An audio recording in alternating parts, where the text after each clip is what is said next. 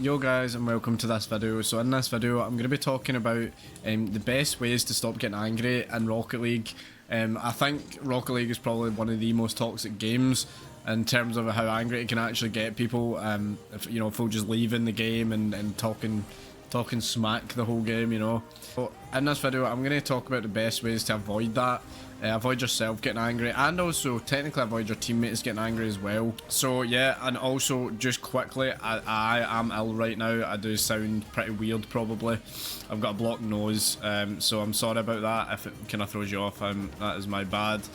So one of the first ways to stop getting angry in Rocket League is to make sure, I know this is like very like biological as well in a way, but is also to make sure that you're getting enough sleep. I know so many people who play Rocket League up till 5 in the morning every single night, and then they wake up and it takes them so long to get warmed up again because they're so tired, or they've not had a good sleep. They're not, they're not treating their body well enough to be able to perform.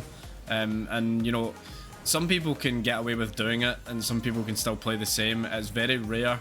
You've got to look at like the average, and the average is that most people, when they have a poor sleep, aren't going to be able to perform as well as they could on that day, just simply because they're too tired. And yeah, this is like some sports coaching type stuff that I'm saying here, but it's very true. You need to actually make sure that you're treating your body well, like getting enough sleep, drinking enough water, making sure that you're not hungry, or if like stuff like that can definitely throw off your mental focus and just lead you to not playing as well as you could be. So the second thing to not get angry in Rocket League is be realistic about where you are at in the game. Like you need to have realistic expectations for yourself. If you only have a couple hundred hours in the game, there's no like not try to be like that guy, but there's no real reason for you to be getting angry. Like you're not gonna be good at the game yet. And to be fair, a lot of people don't really know what's happening anyway. Like at that point in the game, they're just kind of playing, try to learn. But obviously the rage can normally come a bit later on when you kind of feel like you should be better than you are, which is the typical particular ranks mentality. Yeah, just be realistic about your rank, and don't have, like, obviously it's good to have expectations for yourself, but sometimes when you put this pressure on yourself to do is perform above what your actual rank is, it's unrealistic, and it'll lead you to tilting. I'm really bad for it. Like that's like, again, I'm also probably in the most toxic rank right now, GC2 and 3. Another way to stop getting angry is literally, like, especially this is kind of like for your team as well, like realize that they're actually human, and they're not robots or not pros, and even pros still make mistakes, although people might not want to believe that. They still make the same mistakes, just obviously not as often. But literally realize that you're human, realize that you are literally going to make mistakes, whether you mean it or not. You are going to make mistakes, and unfortunately that's just how it is. And the only reason that you think pros don't make mistakes is because they've literally refined their game so much that it looks like they don't make that many mistakes, when in fact, like, if you're being absolutely really particular about certain things, they make mistakes all the time. It's all a refinement process of cutting out as many mistakes as you can, and that is why pros have thousands of hours. It doesn't happen in 2 minutes. It literally will take you hours and hours and hours to max, like, just to master one part of the game can take like over thousands of hours. Do you know what I mean? You've got to realize that you are human, and you're not gonna and this is why, like, your teammate as well, like, if your teammate literally misses the ball, unfortunately for you, they are actually just human.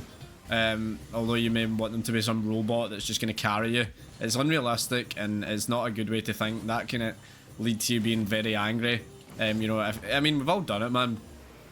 But then, like, this is where your mentality, like, can throw you off if you do think like this.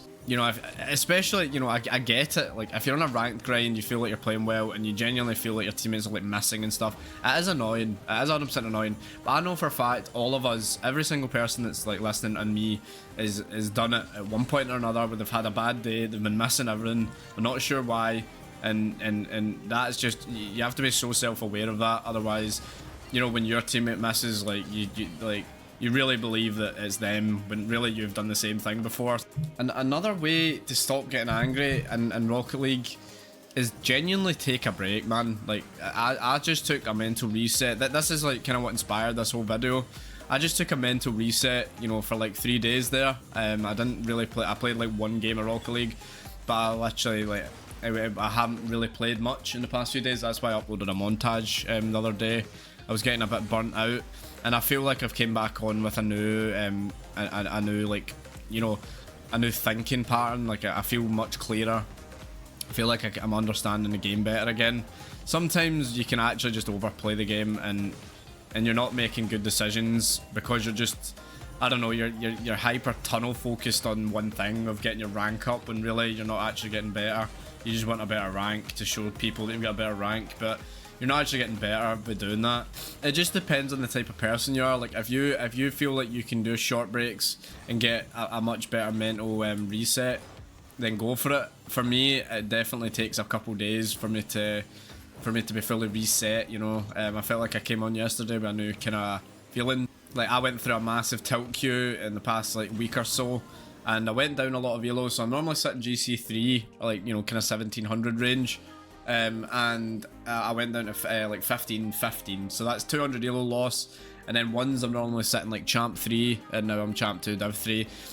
So I just went a massive tilt queue. This is why I made this video, and all the things that I've just mentioned are stuff that have currently helped me. All that stuff has recently helped me, so it's not as if I'm just saying this with no evidence, or no you know, just randomly saying it.